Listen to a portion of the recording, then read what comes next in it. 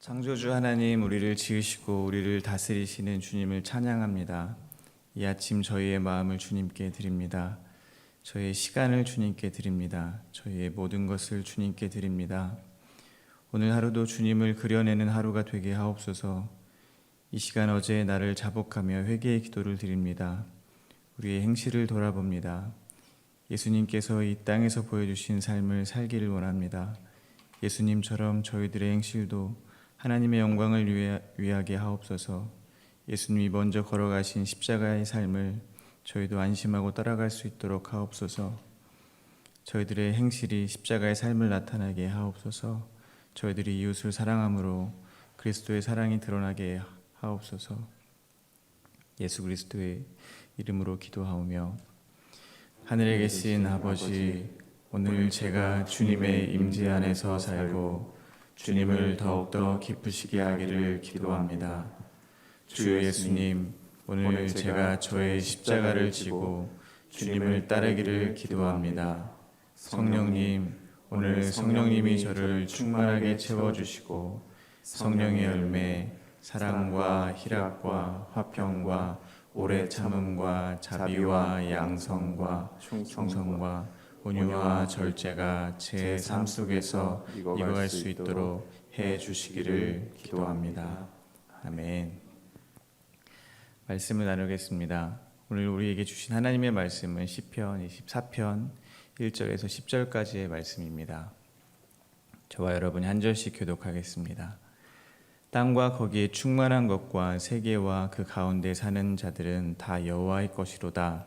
여호와께서 그 터를 바다 위에 세우시며 강들 위에 건설하셨도다.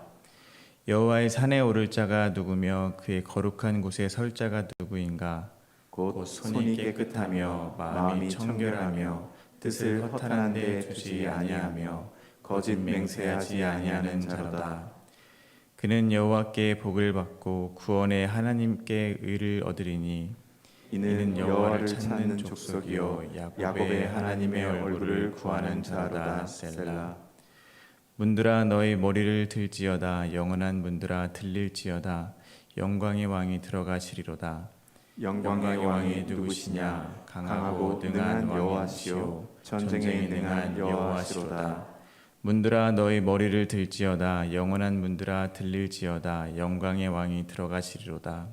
영광의 왕이 누구시냐? 만군의 여호와께서 곧 영광의 왕이시로다. 셀라. 아멘. 시편 24편은 성전 입장시로 분류되기도 하고 찬송시의 성격을 띠기도 합니다. 표제는 다윗의 시로 되어 있습니다. 오늘 본문은 세 문맥으로 나누어 묵상할 수 있습니다. 첫 번째 문맥은 1절부터 2절입니다. 창조주 하나님에 대한 찬양입니다. 두 번째 문맥은 3절부터 6절입니다. 누가 거룩한 곳에 설 자인가에 대한 물음과 그에 대한 대답입니다. 세 번째 문맥은 7절부터 10절입니다. 질문과 대답의 형태로 영광의 왕이 누구신지 만군의 여호와를 선포합니다. 첫 번째 문맥입니다. 1절과 2절입니다. 땅과 거기에 충만한 것과 세계와 그 가운데 사는 자들은 다 여호와의 것이로다. 여호와께서 그 터를 바다 위에 세우시며 강들 위에 건설하셨도다. 다윗은 창조주 하나님에 대한 선포로 시를 시작합니다. 다윗의 고백은 이 땅과 세계의 모든 것들이 다 주님의 것이라고 고백을 하고 있는 것입니다. 저희는 모두 기독교인입니다. 그런데 우리에게 누군가가 기독교인은 도대체 무엇을 믿는 겁니까? 라고 물어보면 단순하게 하나님을 믿는 것입니다 라고는 대답할 수 있을지 모르겠습니다. 그런데 누군가가 그래서 하나님을 믿는 게 무엇입니까? 라고 질문을 하면 쉽게 대답할 수 없습니다. 그런데 저희가 하는 신앙 고백 중에는 저희가 믿는 바를 잘 설명하는 것이 있습니다. 그것이 바로 사도신경입니다. 사도들의 가르침을 잘 집약해서 모아놓은 것으로 저희들이 교회를 다니며 믿는 바가 무엇인지 잘 설명이 되어 있습니다. 사도신경의 처음 고백은 이러합니다. 전능하사 천지를 만드신 하나님 아버지를 내가 믿사오며 라는 고백으로 사도신경은 시작합니다. 오늘 본문에서 다윗도 이와 같이 하나님 아버지에 대해서 고백을 하고 있는 것입니다. 여기서 저는 창조주이신 하나님을 인정하는 것과 모든 것이 하나님의 것임을 믿는 것에 대해서 묵상을 하려고 합니다. 어제 함께 나눈 시편 23편에서 다윗이 사망의 음침한 골짜기를 다닐지라도 해를 두려워하지 않을 수 있는 이유는 하나님의 절대 주권을 인정하기 때문이었습니다. 하나님께서 모든 것의 시작이며 끝이시고 다윗 자신이 하나님의 계획 안에 여전히 있다는 것을 믿었기에 그는 시편 23편의 고백을 할 수 있었습니다. 하나님이 이 세상을 창조하셨음을 또한 믿는 것이 다 하나님의 것임을 인정하는 것은 그리스도인에게 어떻게 삶을 살아야 하는가에 대한 중요한 기준을 삼아준다고 생각합니다. 누군가 무엇을 만들 때는 분명한 그 목적과 쓰임이 있습니다. 그 목적과 쓰임에 맞게 사용되지 않을 경우에는 아무리 잘 사용되었다 하더라도 잘못 사용된 것입니다. 예를 들어서 음식을 만들기 위해 주어진 주방의 칼이 강도의 손에 들려 사람을 위협하는 도구로 사용된다면 칼의 사용이 강도의 사용 목적에 맞게 잘 사용되었다 하더라도 그 칼은 잘못 사용된 겁니다. 그렇게 사용된 칼은 폐기되어야 마땅한 것입니다. 성도들이 하나님께서 세상을 창조하셨다, 즉 나를 창조하신 분이 하나님이시고 나는 하나님의 것이라는 사실을 믿는다면 인생을 계획하고 살아감에 있어서 가장 고려돼야 할 것은 하나님의 창조 목적이 될 것입니다. 하나님은 나를 왜 만드셨는가? 무엇을 위해서 만드셨는가? 그 목적은 무엇인가? 를 고민해야 하는 것입니다. 우리의 삶이 일반적으로 아무리 훌륭하고 성실하게 살았다고 하더라도 하나님이 창조 목적에 맞지 않게 살아가고 있다면 아무 소용이 없는 것입니다. 그런데 많은 경우에 정반대의 질문을 하고 있다는 것을 인정할 수밖에 없습니다. 내가 계획하고 내가 살고 싶은 삶을 위해서 이 세상의 주인이신 하나님의 힘을 빌려달라고 하는 경우가 더 많음을 인정합니다. 우리의 연약함이며 우리의 죄된 본성입니다. 고린도전서에서 사도 바울은 이렇게 말씀하고 있습니다. 그런즉 너희가 먹든지 마시든지 무엇을 하든지 다 하나님의 영광을 위하여 하라. 우리의 창조의 목적이 하나님의 영광을 위한 것이라는 말씀을 하는 것입니다. 이렇듯 우리가 하나님을 믿는다고 하고 하나님을 천지의 창조주이시며 모든 것의 주인이라는 것을 믿는다고 고백한다는 것은 단순하게 하나님이 천지를 창조하셨다는 정보를 알고 있고 그 사실을 나도 인정합니다 라는 정도의 고백이 아닙니다. 나를 지으신 하나님께서 나를 만드신 하나님께서 나를 마음대로 하셔도 상관없다는 고백입니다. 하나님께서 나를 통치하시고 계시다는 선언입니다. 쉽게 말해서 나에 대한 소유권이 나한테 없고 하나님께 있다고 고백을 하는 것입니다. 저는 저와 여러분이 어떠한 일을 하든지 어떠한 상황 속에 있든지 오늘 다윗의 고백처럼 이것을 먼저 했으면 좋겠습니다. 천지를 지으신 하나님 아버지의 주권 아래서 완전히 내 인생에서의 나의 권리를 포기하게 되시기를 소망합니다. 2절에 보면 특히 건설이란 단어로 다윗은 고백을 하고 있습니다. 여호와께서는 지혜로 땅에 터를 놓으셨으며 명철로 하늘을 견고히 세우셨다고 잠언은 고백하고 있습니다. 하나님 앞에서 내가 내 인생의 주도권을 포기한다는 것은 하나님께서 지혜롭게 나를 다시 믿음의 터 위에 세우실 것이라는 신뢰의 선언인 것입니다. 창조의 주님이 나를 새롭게 창조하시는 것이 우리의 삶임을 인정하고 그분의 인도하심을 따라 주님이 가신 길을 걷겠노라 하는 고백인 것입니다. 두 번째 문맥입니다. 다윗은 질문과 답변의 형식을 가지고 고백을 이어가고 있습니다. 여호와의 산에 오를 자가 누구며 그의 거룩한 곳에 설 자가 누구인가? 여호와의 산에 오르는 자, 거룩한 곳에 서는 자는 곧 여호와를 대면하는 자일 것입니다. 오늘 본문의 배경이 명확하진 않지만 다윗이 언약궤를 예루살렘으로 옮겨올 때를 연상하기도 합니다. 언약궤는 성막의 제일 안쪽 지성소 안에 두었던 것입니다. 지성소는 대제사장이 하나님의 영광을 보게 되는 곳이기도 합니다. 즉 다윗은 천지를 지으신 그분이 계신 산에 올라 하나님의 거룩한 곳에서 주님을 대면할 자가 누구인가를 묻고 있는 것입니다. 대제사장은 지성소에 들어갈 때 부정하면 죽임을 당합니다. 대제사장이 대속죄일에 죽음을 각오하고 지성소에 들어가야 하듯 여호와의 산에 올라 거룩한 곳에 서는 자는 정결해야 합니다. 이어서 그에 대한 답변이 등장합니다. 4절입니다. 곧 손이 깨끗하며 마음이 청결하며 뜻이 허탄한 데 두지 아니하며 거짓 맹세하지 아니하는 자로다. 여호와의 산에 오를 자, 곧 그의 거룩한 곳에 설 자의 조건은 이렇습니다. 손이 깨끗하며 마음이 청결해야 한다고 합니다. 손이 겉으로 드러난 우리의 행동을 의미한다면 마음은 우리의 내면을 의미할 것입니다. 안과 밖이 모두 깨끗하고 청결한 사람이어야 한다고 다윗은 고백하고 있는 것입니다. 손이 깨끗하려면 어떻게 해야겠습니까? 무엇을 꽉 쥐고 있다면 우리는 그 손을 깨끗하다고 하지 않습니다. 손을 씻으려면 손을 펴야 합니다. 우리가 움켜쥐고 있는 것을 내려놓고 손에 묻은 것들을 털어내야 깨끗해질 수 있습니다. 이것을 첫 번째 창조주 하나님에 대한 고백과 연결하여서 생각하면 좋을 것 같습니다. 하나님께서 우리의 창조주 되심을 고백하는 것은 곧 우리의 주권을 주님께 돌려드리는 것과 같다고 했습니다. 내 손으로 무언가 이루려고 내 스스로 건축자가 되려고 하는 것이 아니라고 했습니다. 손을 편다는 건 내가 할 수 있는 것이 아무것도 없는 무력한 자임을 선포하는 것과도 같습니다. 어린아이가 아버지의 손을 잡기 위해서 움켜쥐고 있는 것들을 내려놓는 것과 같습니다. 손이 깨끗한 자, 곧 창조주 하나님께서 우리를 새롭게 지어 가시도록 모든 것을 내어 맡길 수 있는 자입니다. 이를 다른 표현으로 마음이 청결한 자라고 고백하고 있습니다. 우리가 청소를 한다고 예를 들어보겠습니다. 먼저는 쓰레기 같은 것을 치울 것입니다. 쓰레기를 왜 쓰레기로 볼까요? 자기 자리가 아닌 곳에 떨어져 있기 때문에 치우는 것입니다.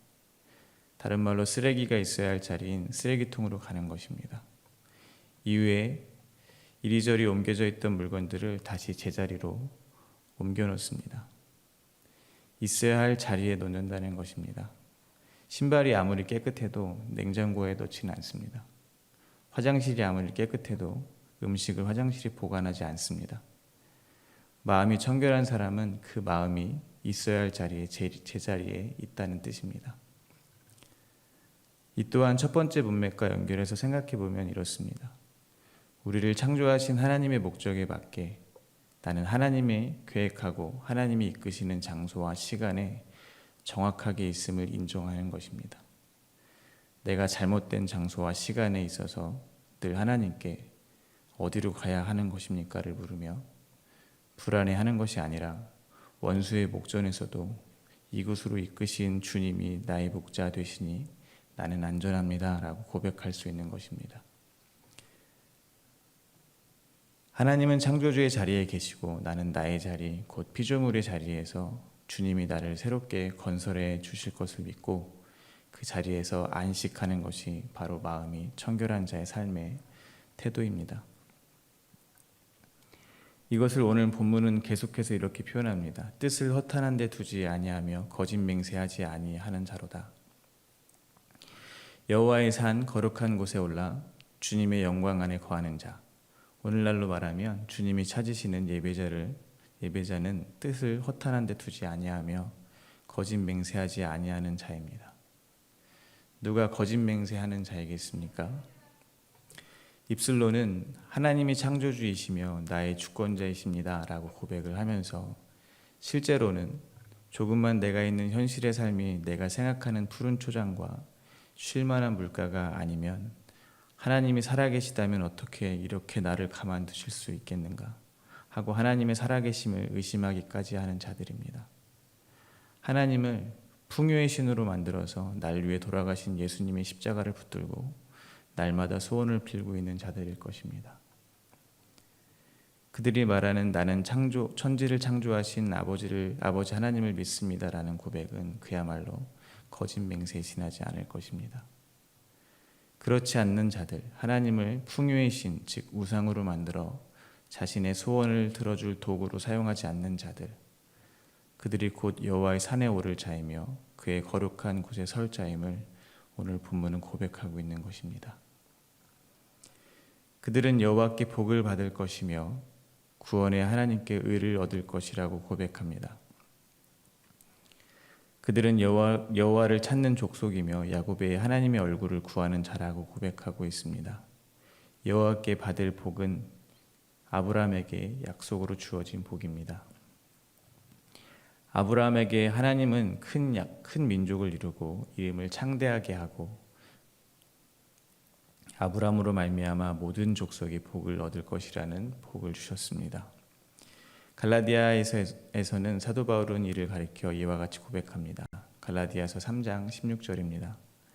이 약속들은 아브라함과 그 자손들에게 말씀하신 것인데 여럿을 가리켜 그 자손들이라 하지 아니하시고 오직 한 사람을 가리켜 내 자손이라 하셨으니 곧 그리스도라. 아브라함에게 주신 약속이 가리키는 사람이 곧 예수 그리스도였다는 것입니다. 구원의 하나님이 주실 의는 바로 예수 그리스도의 의를 말하는 것입니다. 저희가 모두 알고 있듯이 나 인생에서 내가 창조주가 되려고 하는 저희의 마음은 사실 청결하지 못합니다. 저희의 마음은 항상 창조주의 자리에 가 있기 때문입니다. 손은 항상 무언가를 움켜쥐려 애씁니다. 하나님을 의지하기보다는 저희들의 손을 의지하며 나의 계획과 의지로 하려고 합니다. 저희들의 뜻은 허탄한 곳을 바라보느라 주님을 바라보지 못하고 입술로만 주님의 주권을 인정하는 거짓 맹세하는 자들입니다. 저희는 하나님의 영광의 자리에 가면 대속죄일에 부정한 대제사장이 죽임을 당했던 것처럼 반드시 죽을 수밖에 없는 자들임을 고백합니다. 하지만 저희는 또한 알고 있습니다. 예수 그리스도는 하나님과 동등됨을 취하지 않았습니다. 손을 펴서 자신의 권능이 아닌 하나님의 뜻대로 아버지 하나님이 계획하신 대로 죄인이 되어 십자가 위에서 의를 이루셨습니다. 유일하게 여호와의 산에 오를 수 있으며 그의 거룩한 곳에 설 수 있는 자는 대제사장 되시는 예수 그리스도밖에 없는 것입니다. 그 의를 우리에게 값없이 은혜로 전해주셨습니다. 그리하여 우리가 택하신 족속이요 왕같은 제사장이요 그의 소유된 백성이 되었음을 알고 있습니다. 오늘 본문의 두 번째 문맥을 한마디로 하면 이렇게 표현할 수 있을 것입니다. 마태복음 5장 8절입니다. 마음이 청결한 자는 복이 있나니 그들이 하나님을 볼 것이요. 왜냐하면 여호와가 계시는 여호와의 거룩한 산에 올라가면 결국에 거기에 계신 하나님을 보게 될 것이기 때문입니다. 사실 저는 이러한 본문을 보고 어떻게 하면 손을 깨끗이 할까? 어떻게 하면 마음을 청결히 할까? 나쁜 생각을 안 하면 마음이 청결한 걸까? 욕심을 내려놓으면 청결한 걸까? 고민하시기 이전에 저희들이 먼저 일종의 좌절을 느끼기를 바랍니다.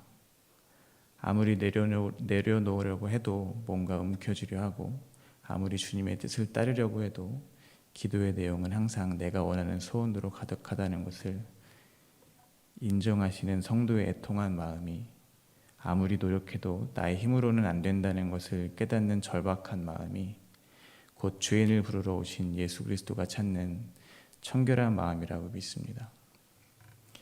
예수님이 아니면 가망이 없다는 것을 아는 마음이 청결한 마음이라고 믿습니다.